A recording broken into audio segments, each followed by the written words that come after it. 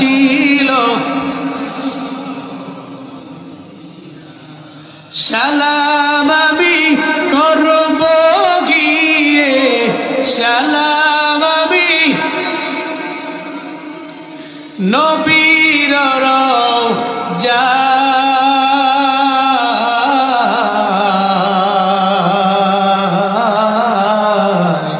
মনে বড় আশা ছিল মনে বড় আশা আছে যাব মদিনায় আরব সাগর পাড়ি দিব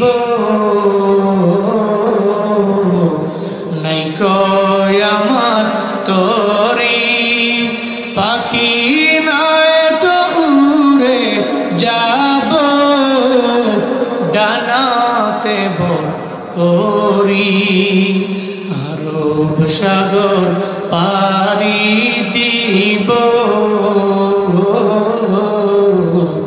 নাই কই আমার তোরি পাখি নয় তো উড়ে যাব ডানাতে ভর করি আমার আশা আছে সম্বল নাই আশা আছে করি কেউ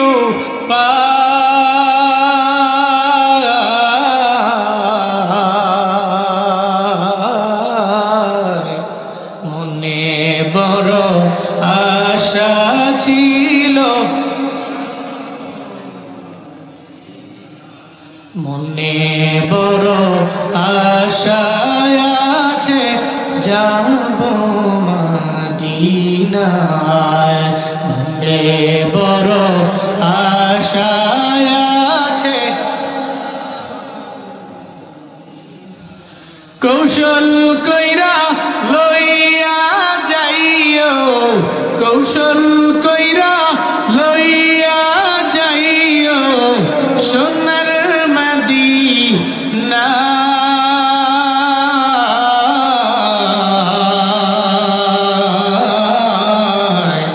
মনে বড়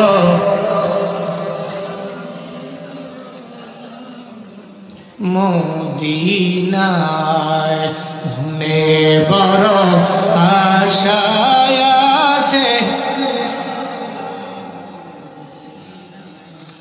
ওখানে যাওয়ার জন্য টাকা লাগে না ইশকের মাত্রাটা বাড়ায় থাকা লাগবে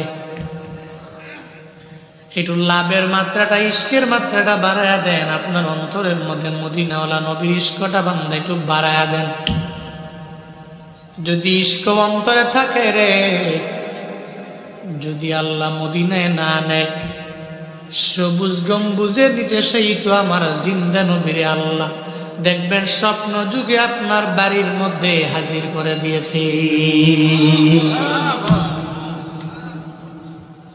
সাগরের কিনারায় দাঁড়াইয়া একটা পিঁপড়া চোখের পানি ফালায়া ফালায়া কান্দে আর বলে হে মালিক আমি পিঁপড়ারে কি মক্কায় নেওয়া যায় না মদিনায় নেওয়া যায় না কে কয় পিঁপড়ায় রবের দরবারে কান্দে আর বলে আল্লাহ আমারে কি মক্কায় নেওয়া যায় না আমারে কি মদিনায় নেওয়া যায় না আমার ডানা নাই চাইলে আমি উঠতে পারি না আমি চাইলে মক্কা মদিনায় যেতে পারবো না তবে মন বড় চায় যদি আমার একটু মক্কা মদিনায় নিয়ে যাইতেন একটা পিঁপড়ায় রবের দরবারে বার আবদার জানায় জালালউদ্দিন রুমি রহমাতুল্লাহ আলাইহি একজন জগৎ বিখ্যাত ওলিয়ে কামিলের নাম রুমি রহমাতুল্লাহ আলাইহি বলেন ওই পিঁপড়াটা রবের দরবারে আবদার জানায় আল্লাহ গো আমারে কি মক্কা মদিনায় নেওয়া যায় না সাগরের কিনারে দাঁড়ায় কান্দে আল্লাহ দরবারে এই কান্দনটা বড্ড পছন্দ হয়ে গেল আল্লাহ কয় কবুতর এই কবুতর এই পিঁপড়ার দরবারে যাও না আর এই পিঁপড়াকে তোমার পায়ের মধ্যে নেও না তোমার পায়ের মধ্যে লয়া মক্কা মদিনা ঘুরায়া দেখায়া দাও না কবুতর ওই পিঁপড়ার দরবারে হাজির। পিঁপড়া দরবারে আয়েশা বলে, রে পিঁপড়া, আমার পায়ের মধ্যে কামড় দেও, দেখো না তোমার দরওয়াজায় বিমান হাজির হয়ে গেছে। যেই রবের দরবারে কাঁদছো, আল্লাহ গো আমারে মক্কা মদিনায় নেও, আল্লাহ তোমার কান্দনটা এত পরিমাণে পছন্দ করলো, কবুল হয়ে গেল। বিমান তোমার দরওয়াজায় হাজির, কেন তুমি ওঠো না? পিঁপড়ায় কবুতরের পায়ের মধ্যে কামড় দিল। রুমি রহমাতুল্লাহ আলাইহি বলে, ওই পিঁপড়ারে কবুতর পায়ের মধ্যে লয়া মক্কা মদিনা ঘুরাইয়া আবার তার জায়গায় তারে আইনা বসায় দিয়া যায়। ওখানে যাওয়ার জন্য টাকা লাগে না, কি লাগে? ইশক লাগে, ভালোবাসা লাগে। ইশক যদি অন্তরে থাকে,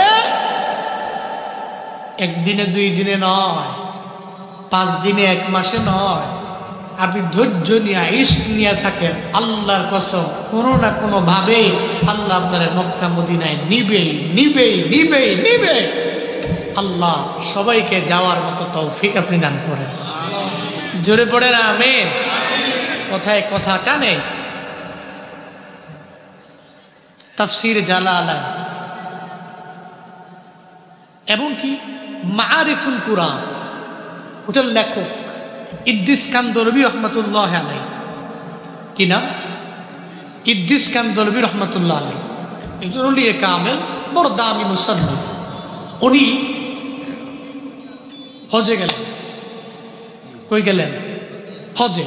হজে যাওয়ার পরে বাইতুল্লাহ উনি তাওয়াফ করা অবস্থায় দেখতেছে ওনার এলাকার একজন গোয়াল। আপনারা এমনি উঠলে তো আমি দোয়া দিয়ে দিব, আপনারা উঠে যাবেন, বসেন।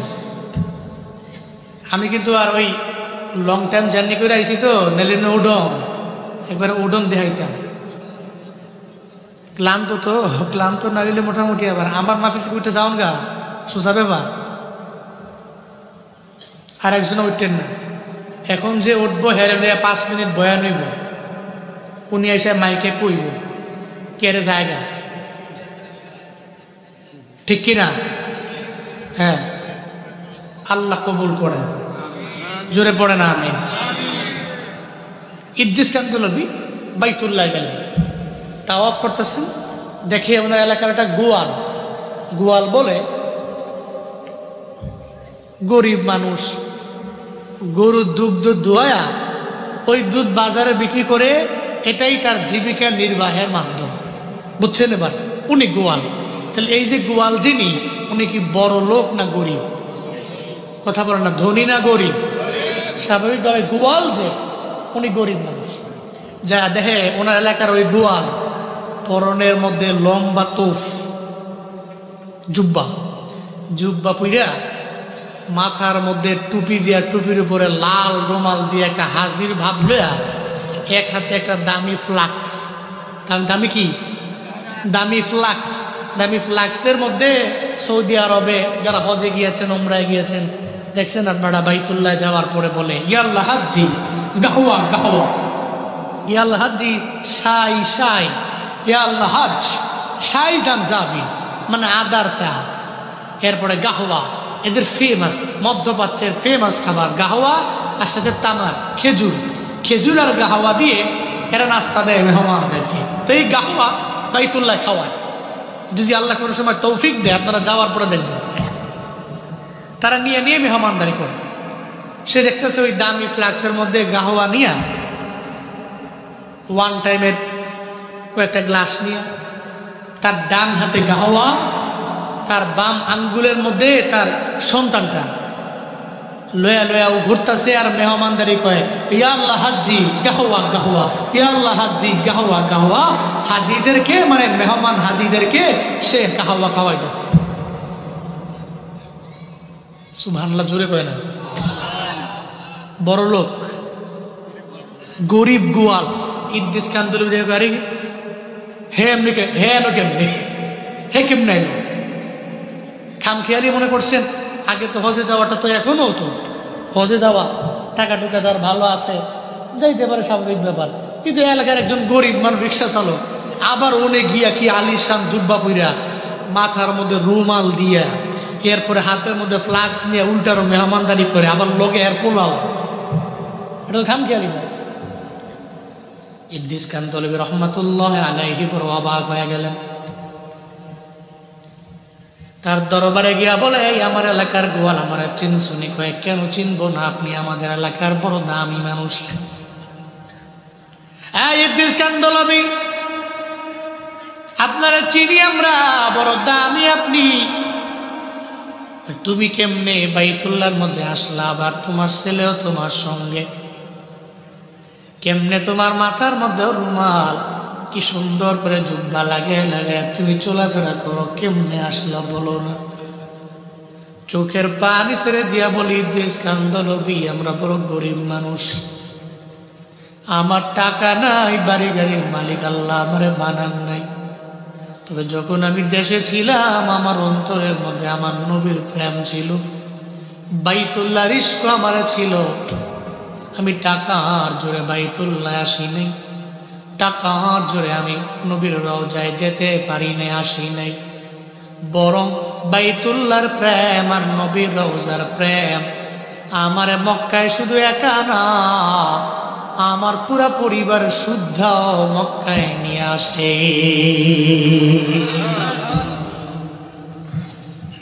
টাকার জোরে আমি আসতে পারি নাই, আমার মদিনাওয়ালা নবীর প্রেম, বাইতুল্লাহর ইশক, এই দুইটা কারণে আল্লাহ পাক আমার মদিনায় মক্কায় নিয়ে আসে। শুধু একা না, বরং আমার সঙ্গে এখন আমার পরিবাররাও বাইতুল্লাহর পাশের মেহমান, এরা সব বাইতুল্লাহর মেহমান হয়ে গেল। ইদ্রিস কানতলবী কয়, কেমনে কি বলো না? কয়, চলেন আমার বাড়ির মধ্যে আপনারা নিয়ে যায়। কয়, তোর এখানে বাড়িও আছে? কয়, বাড়িও আছে। ওই গোয়াল যখন নিয়ে যায়, বাড়ির মধ্যে নিয়ে মেহমানের রুমের মধ্যে নিয়ে গাওয়া দেয়, খেজুর দেয়। কয়, শুনেন, ইদ্রিস কানতলবী গরিব মানুষ ছিলাম, একদিন আমি গরুগুলো চড়ানোর জন্য মাঠের মধ্যে চলে গেলাম। আমি আমার মাঠে গরুগুলো চড়াইয়া ইশক নিয়া নিয়া নিয়া নিয়া রবের দরবারে বলতে লাগলাম, আল্লাহ গো, এমন গরিব তুমি আমারে বানাইলা, আমারে কি মক্কা মদিনায় নিবা না? জীবনে কোনো দিব। ওই মাঠের মধ্যে রবের দরবারে আবদার জানাইতে লাগলাম, ইদ্রিস কানতলবী সাহেব। হঠাৎ করে আমি তাকায় দেখি একদল হাজি কাফেলা হজের উদ্দেশ্যে জাহাজের বরাবর রওয়ানা। সাফিনাতুল হুজ্জাজ মানে হাজিদের জাহাজের বরাবর রওয়ানা। আগের মানুষ জাহাজে করে করে হজের মধ্যে যেত, এই জাহাজের দিকে একদল হাজি কাফেলা পরনের মধ্যে হারামের কাপড় পইরা রওয়ানা। ওই গোয়াল বলে ইদ্রিস কানতলবী, এটা দেখার পরে আমি চোখের পানি ধরে রাখতে পারলাম। আমি আল্লাহ দরবারে বললাম, হে মালিক, আমার টাকা নাই, আমি চাইলেও মক্কা মদিনায় যেতে পারবো না রে আল্লাহ।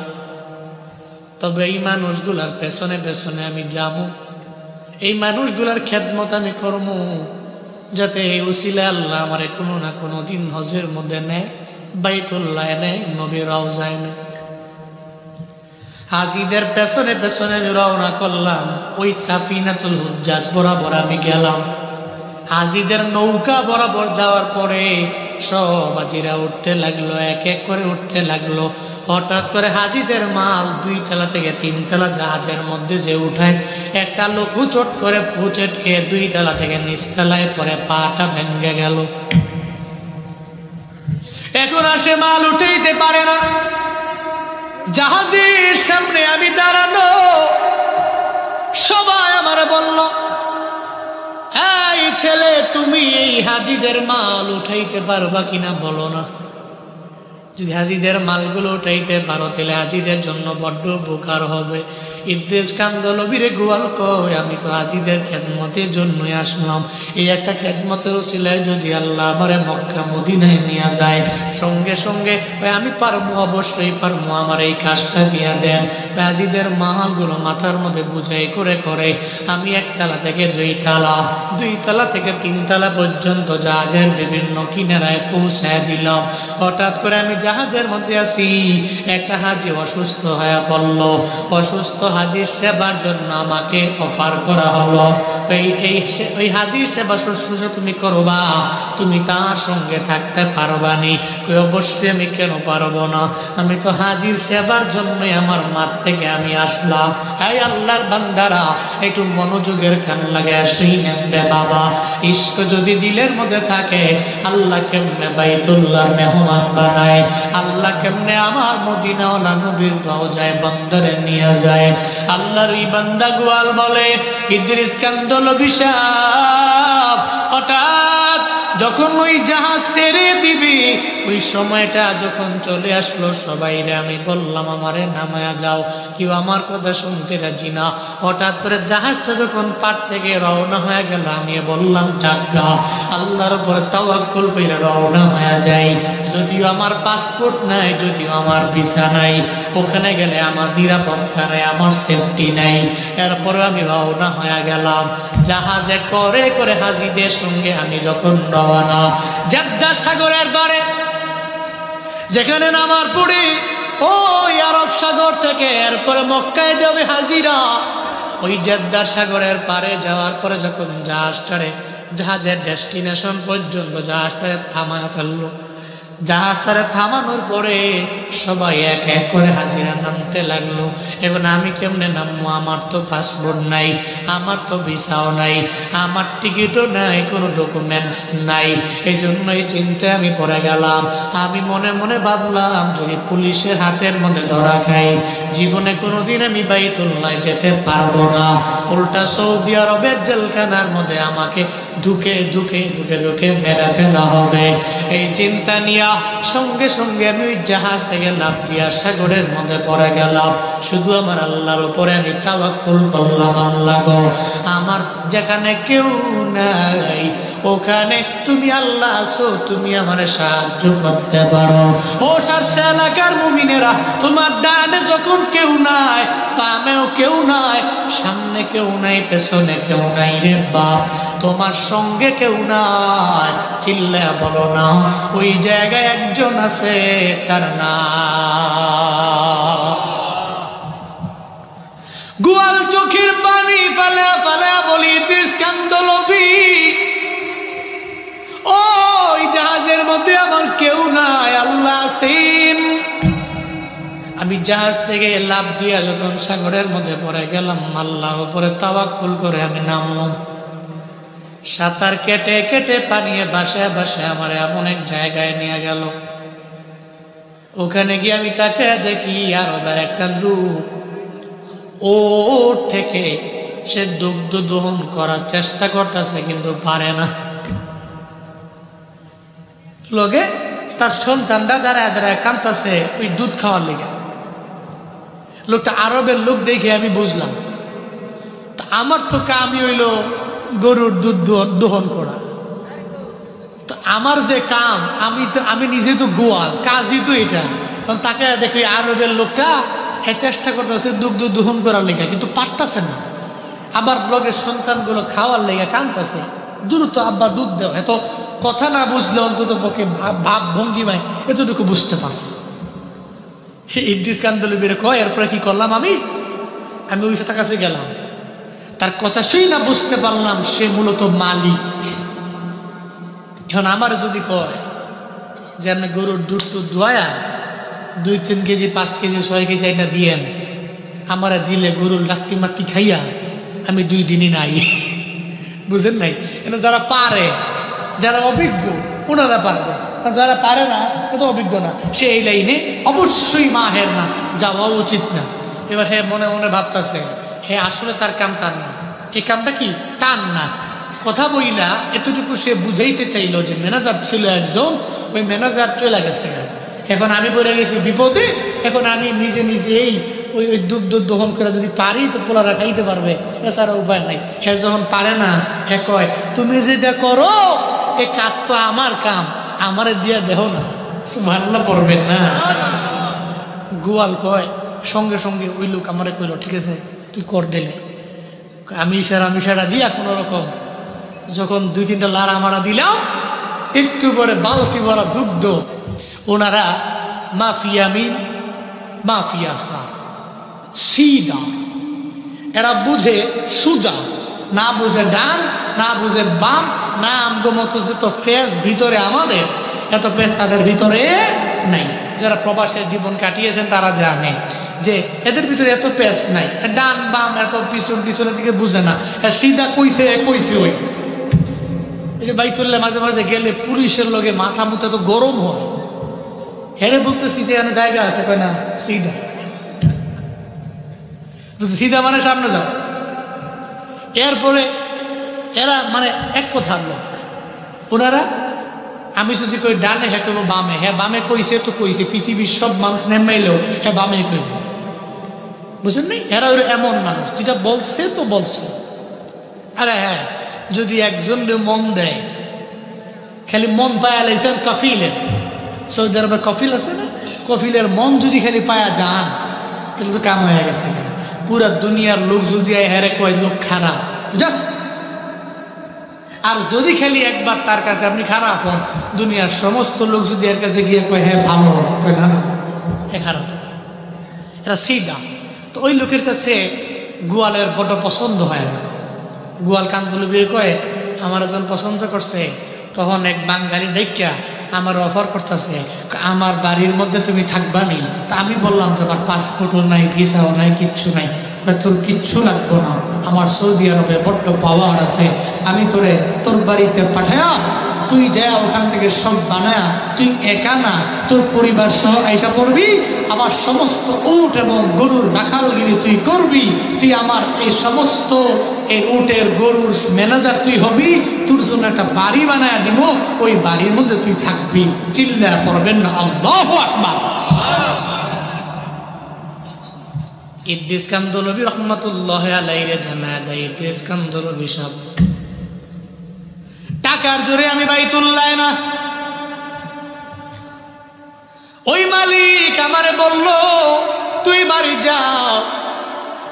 যখন উনি বাড়ির মধ্যে পাঠিয়ে দিলেন না, আমি একা না, বরং সবাইরে নিয়ে আমার টিকিটও দেওয়া হলো, আমার পরিবার নিয়ে আমি কাজ করার জন্য ওনার বাড়ির মধ্যে আসলাম। এখন আমি ওনার বাড়ির ম্যানেজার, ওনার বাড়ির মধ্যে আমি কাজ করি। আমি এই যে ঘরটা দেখছেন না, উনি আমার নামে দিয়া দিল, তুই এটার মধ্যে জীবন কাটা দিবা। এই জন্য আমি আমার কাজের ফাঁকে ফাঁকে যখনই সময় পাই এখন বাইতুল্লাহ যাই। হাজিদেরকে আমি দামি ফ্লাক্স কিনা লইছি, হাজিদের গাহওয়া বানাইয়া এরপরে খাওয়া। বাইতুল্লাহ যেতে টাকা লাগে না, ইস্কো নিয়ে যদি আগে যান আল্লাহ আপনারা নিয়ে যাবে। ওদের ব্যাপারে জিজ্ঞেস করার পরে কেউ ওয়াইসাল কান্নির ব্যাপারে জানে না, বলতেও পারে না, বারবার জিগাইলেও চিনে না। দেখবেন সমাজের মধ্যে গরিব লোকের কেউ দামও দেয় না, কেউ চিনতেও চায় না, অথবা চিনলেও তার পরিচয় দেয় না। সমাজে বড় লোকের দাম আছে রে, গরিবের দাম সমাজে নাই। বিয়ের বাড়িতে দেখবেন বড় লোকের দাওয়াতের পরিমাণটা বেশি, গরিবের কেউ দাওয়াত দেয় না, বিয়ের দাওয়াতে টাকা দিবে না, ঠিক কিনা? গরিবের কদর সমাজে নাই, ধনীর দাওয়াত দেয়। ধনী আমার বাড়িতে টাকা দিতে পারবে, আমার ছেলের বিয়েতে মেয়ের বিয়েতে টাকা দিবে, এই জন্য ধনীর দাওয়াত দেয়, গরিবের দেয় না। না রে বাবা, এই যে রমজান আসছে এটা চিন্তা নিয়ে আগে যাবেন না বাবা। ওই রমজান মাসে আপনি গরিব লোক যারা যারা আছে এদেরকে নিয়ে যাবেন, এদেরকে নিয়ে আপনার ইফতারের মধ্যে আপনি বসাবেন। একটা এতিম পাইলে মিসকিন পাইলে ইফতারের সময় একসঙ্গে নিয়ে বসবেন।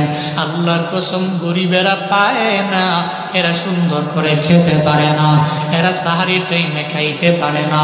এদেরকে ইফতারের মধ্যে নিয়ে যদি আপনি প্লেটের মধ্যে বসে নিয়ে খান, ইফতারের আগের দোয়া আল্লাহ ফিরে দেয় না। গরিব যদি চোখের পানি ফেলে রবের দরবারে আবদার জানায়, আল্লাহ গো এই লোকটা আমার দামি দামি ইফতারের প্লেটের মধ্যে আমার ডাই খাই না বসায় দিল, ওই গরিবের চোখের পানি আল্লাহর দরবারে যাইতে দেরি হবে না। রমজানে গরিব এতিম মিসকিন যারা আছে এদের নিয়ে যে ইফতার করবেন, মনে রাখবেন এই গরিব লোকদের দোয়া আল্লাহ ফিরায় না। এরা এরা এরা সমাজের নিম্ন শ্রেণীর লোক মনে কইরা এদের ধমক দিয়া তাড়ায়া দিয়েন না। মনে রাখবেন কার কোন সময়ে কোন দোয়া কবুল হয় এটা বলা যায় না। আপনি নিবেন, এতিম পাবেন, মিসকিন পাবেন, তার ব্যাকগ্রাউন্ডে দাঁড়াবেন, ভালো খাবার পাক করলে তার দিবেন, এতে আপনার কমবে না, আল্লাহ আপনার রিজিকের মধ্যে বরকত বাড়ায় দিবেন। আল্লাহ এতিম মিসকিন গরিব অসহায় ব্যক্তির পাশে দাঁড়ানোর তৌফিক আমাদের প্রত্যেককে আল্লাহ পাক দান করেন। জোরে পড়ে না আমেন। ওয়াইসাল কান্দিরে কেউ চিনে না, কয়ে গরিব মানুষ বুঝলেন খবরটা বললো না, কয়ে চিনে না। হঠাৎ করে এক রাখালের সাথে মোলাকাত, কার সাথে? রাখালের সাথে মোলাকাত হয়ে গেল। ওয়াইসাল কান্দিরে চিনুনি? ওয়াইসাল কান্দিরে চিনি। ওই জঙ্গলের মধ্যে থাকে বসবাস, তবে জানি মায়ের বড় পাগল। কার পাগল? জানি মায়ের বড় পাগল। রাতের বেলা নামাজের মধ্যে দাঁড়ায়, সিজদার মধ্যে রাতটারে কাটায় দেয়। ওয়াইসাল কান্নিরে আমরা জানি, আমরা ভালো করে চিনি। ওয়াইসাল কান্নিকে ওখানে গেলে পাবেন, ওই জঙ্গলের মধ্যে গেলে পাবেন হযরত ওমর আলী আমার মায়ার নবী জুব্বা নিয়ে নিয়ে যখন জঙ্গলের মধ্যে রওনা, একটা গহীন জঙ্গলের মধ্যে যায় যখন ওয়াইসাল কান্নিরে পেয়ে গেল, তাকে দেখে নবী যেমন বর্ণনা দিছে এমনই দেখা যায়। তার চেহারা এমন হবে, তার চোখটা এমন হয়ে যাবে, তার হাত পা এমন হয়ে যাবে। এই তুমি ওয়াইসাল কান্নি? কয় আপনারা কারা? কয় আমরা নবীর সাহাবী, আমার নাম হলো ওমর, আমার সাথে আমার ভাই আলীও এসেছে। ওয়াইসাল কান্নি বলে আপনারা মনে হয় ভুল জায়গায় আসলেন। আমি ওয়াইসাল কান্নি এত দামি হতে পারলাম না, এত দামি হতে পারি নাই যে নবীর সাহাবীরা আমার দরবারে আসবে, আমাকে এসে আমারে খুঁজবে, আমি সেই ওয়াইসাল কান্নি না। আপনারা মনে অন্য কোন ওয়াইসাল কান্নিরে খুঁজতেছেন, আমি আসলে সেই আল্লাহ। মনে রাখবেন রে বাবা, যারা খাঁটি ওলিয়ে কামেল, যারা খাঁটি আউলিয়া, এরা জীবনেও নিজেরে জাহির করতে চায় না, নিজের মানুষের দরবারে প্রকাশ করতে চায় না। দেখবেন ভণ্ড বীরের লকবের অভাব নাই, ভণ্ড বীরের নামও দেখা যায় না, সামনে কতগুলা লাগায়, টাইটেলের অভাব নাই, কিন্তু ভিতরে বিন্দু মাত্র পরিমাণ পুঁজিও নাই। একমাত্র হক্কানি আলেম যারা, হক্কানি আউলিয়া কেরাম যারা, এদের টাইটেল লাগে না, এদের সামনে দিয়ে বেশি বেশি লকব লাগে না। হক্কানি আলেমকে মানুষ চেহারা দেখলেই বুঝতে পারে, জানতে পারে, চিনতে পারে। একমাত্র ভণ্ড পীরেরই লকবের অভাব নাই, ঠিক কিনা? মূল নাম দেখা যায় না, এর ডানে বামে সামনে পেছনে এর লকব কয়েক কোটি। কারণ নিজের জাহির করে আমি যে এমন জানা, আমি কেমন এটা জানা, এমন আছে না নাই? খালি কলস, বাজে বেশি, ভিতরে নাই পুঁজি, হেতো লাগা খালি দুনিয়ার লকব দে। অথচ না, যারা খাঁটি ওলিয়ে কামেল, নিজেকে জাহির করতে চায় না। ওয়াইসাল কান্নি কয় আপনারা মনে হয় ভুল জায়গায় আইছেন, আমি এত দামি লোক না যে আপনাদের মতো ব্যক্তিরা নবীজির জুব্বা মুবারক নিয়ে আমার কাছে আসবেন, আমি এত দামি না। না না, আপনি বড় দামি, আপনি বড় সম্মানী। ওয়াইসাল কান্নি সাহেব নিজের আর গোপন করে লাভ নাই। আল্লাহ যাই না গেছে গা, নবীও যাই না গেছে গা, গোপন করে লাভ নাই। আল্লাহর বড় ওলি হয়েছেন, আপনার কেরামত জাহির হয়ে গেছে। ওয়াইসাল কান্নি নিজের আর কয়েকদিন গোপনে গোপনে রাখবেন, আর গোপনে রাখেন না। নিজের প্রকাশ ফিরা দেন আর গোপনে রেখেন না। ফয়সাল কারণে কয়ে তেলে যেহেতু আমার চিনলেন কেন আসলেন, আপনারা দামি মানুষ হয়ে ধরেন না, এই জুব্বাটা আমার মদিনাওয়ালা নবী আপনারে হাদিয়া দিল, এই জুব্বাটার পইরা নবীর উম্মতের জন্য দোয়া কইরা দেন। জুব্বাটা ফয়সাল কারণে পইরা গহীন জঙ্গলের মধ্যে ওনার যে প্রেয়ার রুম আছে, ওই সময় তো রুম নাই, ইবাদতের নির্দিষ্ট একটা জায়গা, ওই জায়গার মধ্যে উনি গেলেন। উনি ওই জায়গায় গিয়া সিজদার মধ্যে পড়ে রবের দরবারে আবদার জানায়, ও দয়ার মালিক আল্লাহ, তোমার আর আমার সম্পর্ক, তুমি তোমার এবং আমার নবীরে কেন জানাইলা? তোমার আমার সম্পর্ক আছে, নবীও জানলো, সাহাবায়ে কেরাম জানলো, আল্লাহ গো তুমি নবীরে কেন জানাইলা? আবার সাহাবায়ে কেরাম কেন আমার তোমার সম্পর্কের ব্যাপারে জানলো? যেহেতু জানাইলা, তাহলে তোমার দরবারে আছে সিজদায় আমি আবদার জানাই, আমার মদিনাওয়ালা নবীর সমস্ত উম্মতের তুমি মাফ করে দাও, শতভাগ উম্মতের তুমি মাফ করে দাও। আল্লাহ পাক বলে, ও ফয়সাল কারনী পাগলা, আমি আল্লাহ যদি আমার নবীর সব উম্মতের মাফ করে দিই, তাহলে এই উম্মতের মধ্যে তো এমন কিছু বান্দা আছে যারা জেনা করে, এমন কিছু বান্দা আছে যারা মা বাবার খেদমত করে না, এমন কিছু বান্দা আছে যারা নামাজ পড়ে না, এমন কিছু বান্দা আছে যারা মিথ্যা কথা বলে, এমন কিছু বান্দা আছে যারা ওয়াদা করে ওয়াদার খেলাফ করে, এমন কিছু বান্দা আছে যারা আমানাতের খেয়ানত করে, এমন কিছু বান্দা আছে যারা কাবিরা গুনার মধ্যে নিমজ্জিত হয়ে যায়। সঙ্গে সঙ্গে আল্লাহ জানায় দেয়, না রে, তুই যেহেতু আবদার জানাইলা, তাহলে নবীর উম্মতের মধ্যে 10 ভাগ উম্মতের আমি মাফ করে দিল। ফয়সাল কারনী পাগলা বলে, ও আল্লাহ, হবে না, আমার নবীর সমস্ত উম্মতের তুমি মাফ করে দাও। আল্লাহ কয়, না রে ফয়সাল কারনী পাগলা, আমি 20 ভাগ উম্মতের মাফ করে দিলাম। এরপরেও সে বলে হবে না, না না, আল্লাহ এরপরে বলে 30 ভাগ উম্মতের মাফ করলাম। এরপরে ওয়াইস কয় হবে না, আল্লাহ কয় যা যা 40 ভাগ উম্মতের মাফ করে দিলাম। হঠাৎ করে ওমর আর আলী দুইজনে আইসা কয়, এই ওয়াইস আমাদের বিদায় দাও, আমরা চলে যাব। সঙ্গে সঙ্গে কানেকশন আল্লাহর সাথে কেটে গেল। তিনি সালাম ফিরে বলে, ওমর আর আলী আমার নবীর সাহাবায়ে কেরামেরা নবীর জুব্বা কইরা সিজদার মধ্যে যাইয়া নবীর উম্মতের জন্য রবের দরবারে এমন কান্না করলাম, কেন আমাদের ডাক দিলেন, কেন আমার সিজদার মধ্যে আইসা ডাক দিলেন? যদি আজকে ডাক না দিতেন, তাহলে আমি আল্লাহর দরবারে যে সম্পর্ক লাগাইলাম, আল্লাহর দরবারে কাইন্দা কাইন্দা শুধুমাত্র 40 ভাগ নবীর উম্মতেরা নয়, আমার নবীর 100 ভাগ উম্মতের আজকে রাতের বেলা এই সিজদার মধ্যে আমি মাফ করে আল্লাহ। কার কারণে সম্ভব? ফয়সাল কারনীর মায়ের দোয়ার কারণে সম্ভব। কার কারণে?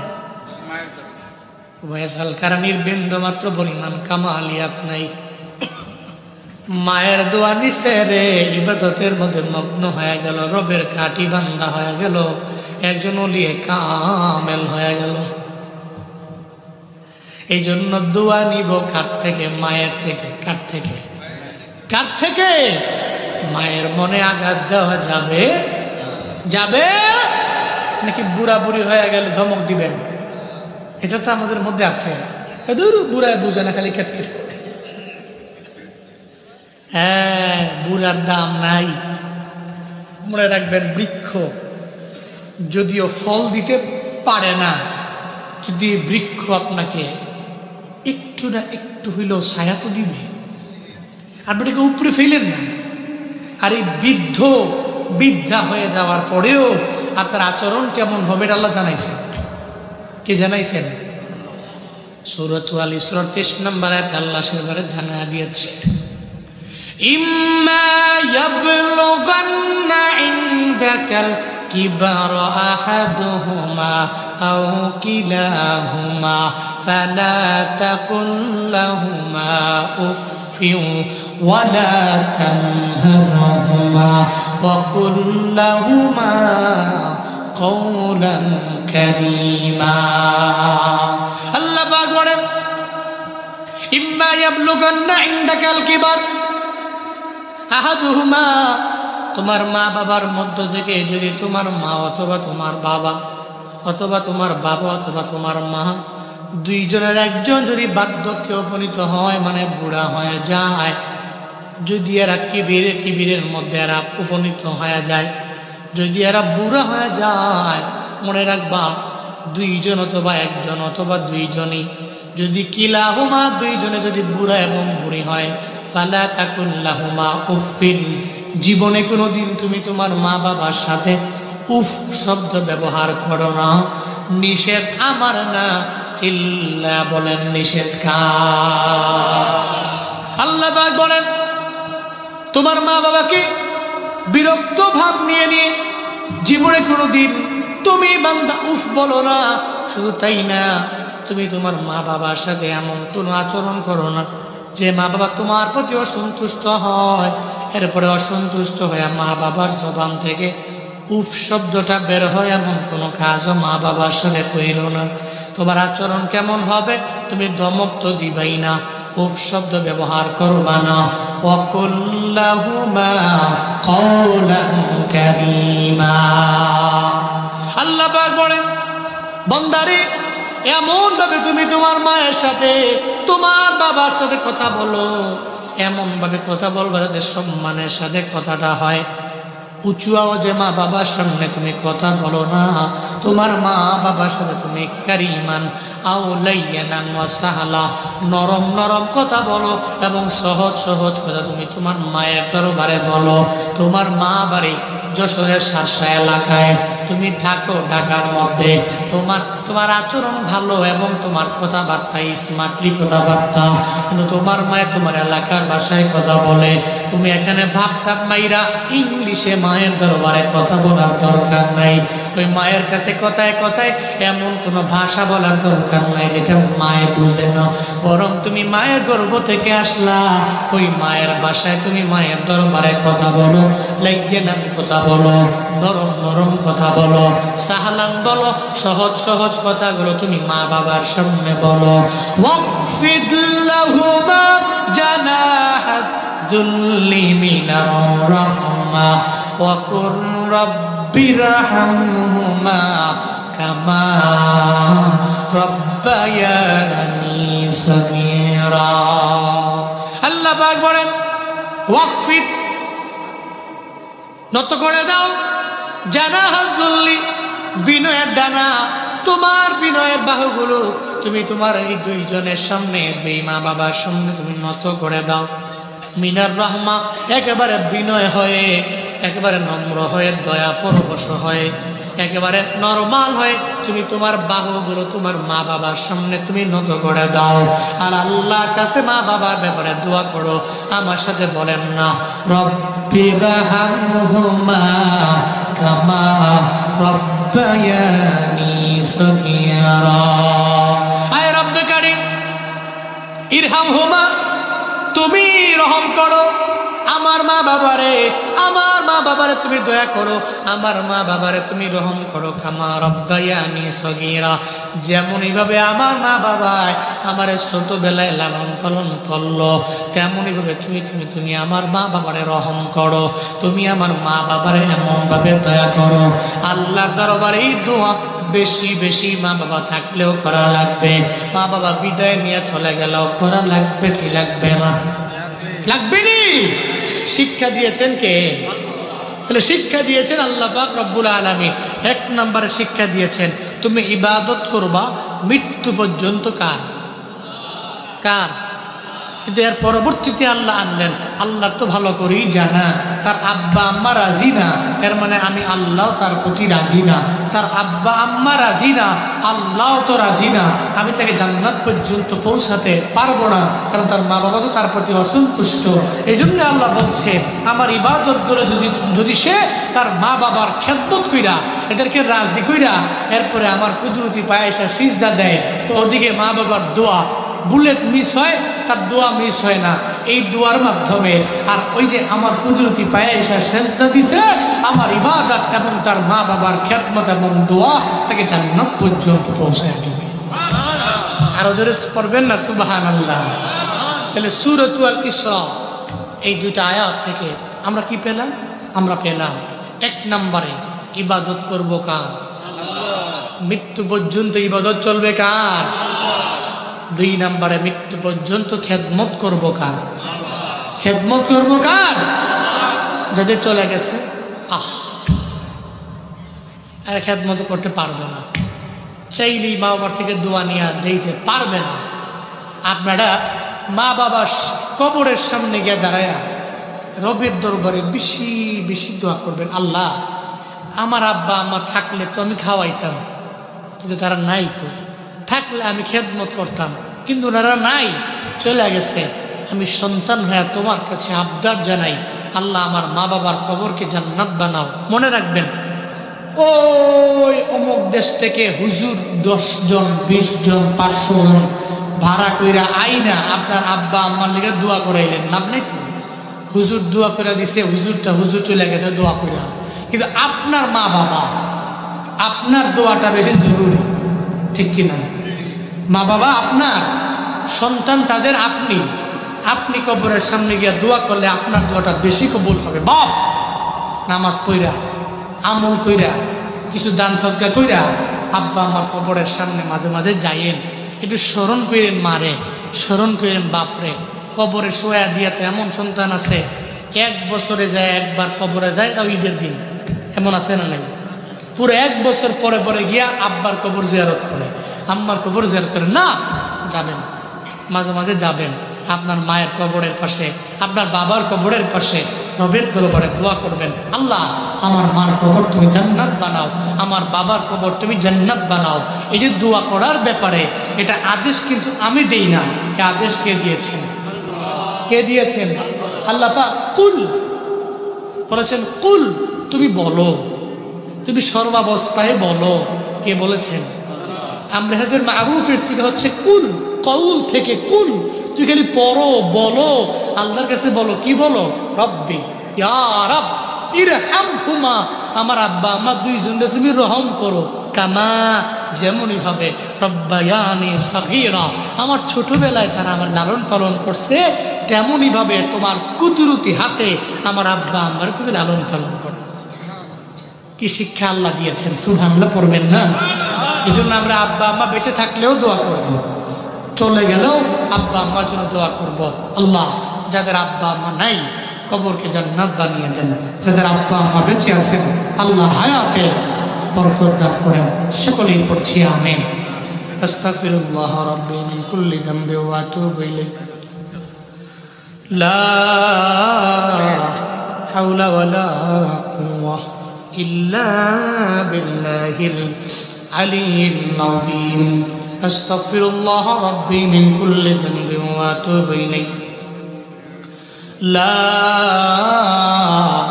হাওলা ওয়ালা কুওয়াতা ইল্লা বিল্লাহিল আলিয়্যিল আযীম।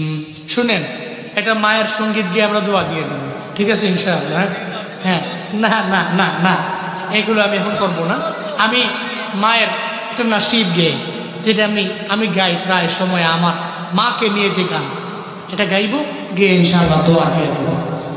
জীবনের মূল কষ্ট মায়ের, প্রসব বেদনা, সাত আসমান সাত জমিন তখন মায়েরই মাথায়। এমন মাকে কেমনে আজি,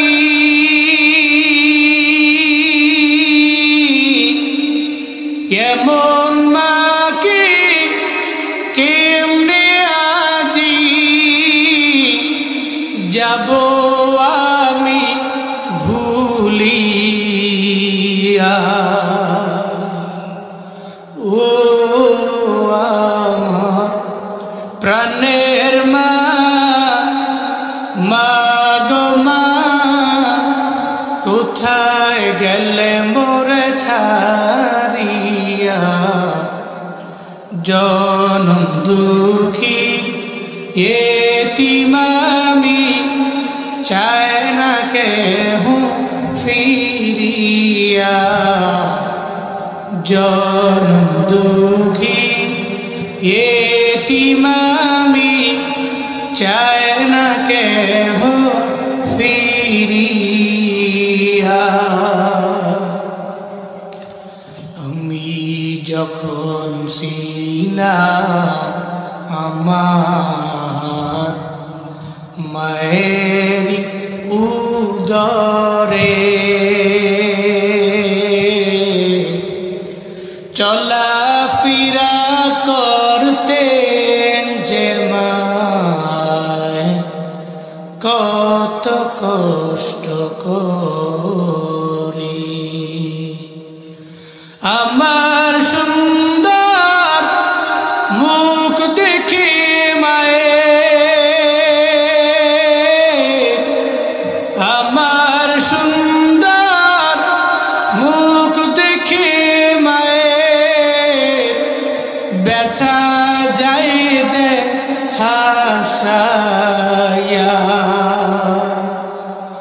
ও আমার প্রাণের মা, মা গো মা, কোথায় গেলে মোরে ছাড়িয়া।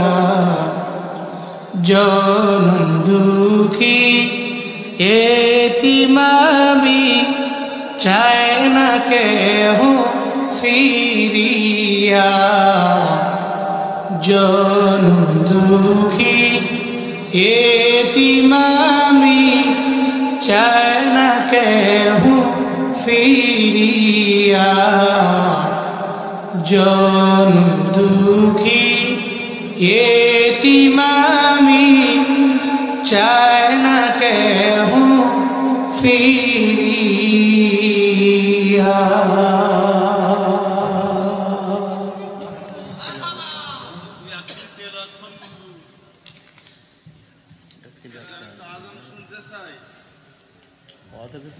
না না, আমি আজান এমনি দিই না, তিলাওয়াত করলে একটু করব।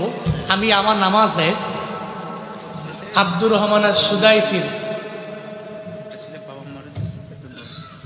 আব্বা মারা গেছে, দোয়া দিয়েছেন, 500 টাকা দিয়েছেন, আল্লাহ কবুল করেন, মঞ্জুর করেন। আমি আব্দুর রহমান সুদাইসির কণ্ঠে তিলাওয়াত করি, তো বয়ান কইরা ওই তিলাওয়াত করে মজা নেই। মোটামুটি ঘুম থেকে উঠা এরপর নামাজে গিয়ে ওই তিলাওয়াত টান দিলে আমার কাছে নিজে ভালো লাগে, কারণ আব্দুর রহমান সুদাইসির ভক্ত আমার পুরো পরিবার।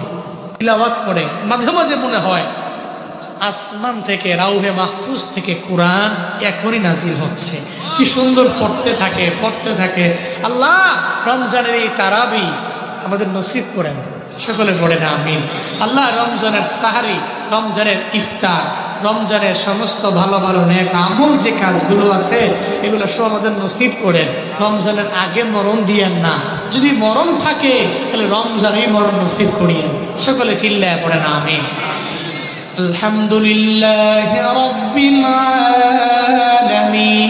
আলামিন আর রহমানির রহিম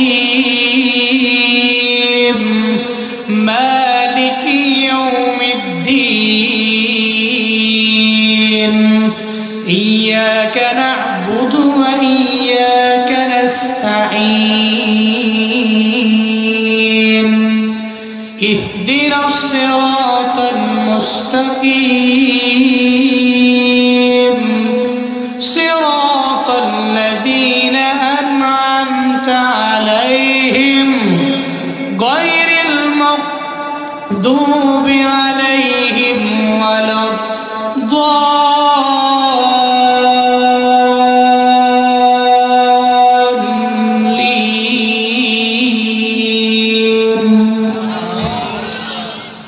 والتين والزيتون وطور سينين وهذا البلد الأمين لقد خلقنا الإنسان في أحسن تقويم ثم رددناه أسفل سافلين